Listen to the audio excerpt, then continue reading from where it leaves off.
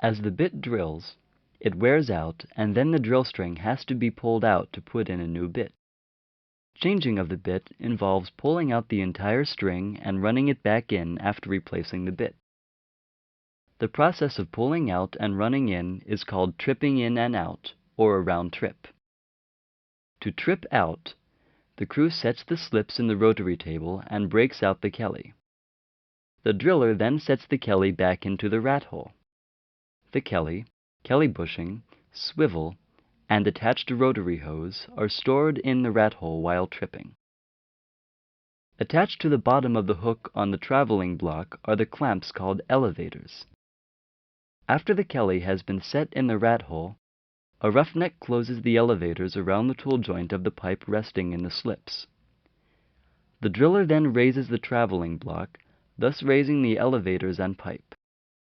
After this, the floormen remove the slips.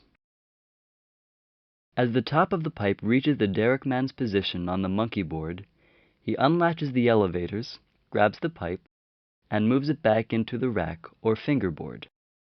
The fingerboard, as the name implies, has a number of metal fingers sticking out to form several slots in which the top of the pipe is placed. As the derrickman handles the top of the stand, the roughnecks on the rig floor break out the pipe and carefully swing the lower end of it off to one side and rest the bottom in the pipe's setback area. The drill pipe is pulled out stand by stand, which means 3 joints at a time. This saves much time on the trip. When the bit reaches the surface, the floormen change the bit.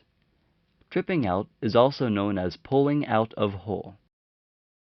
After the bit has been changed, the entire drill string has to be put into the hole again. This is known as running into hole.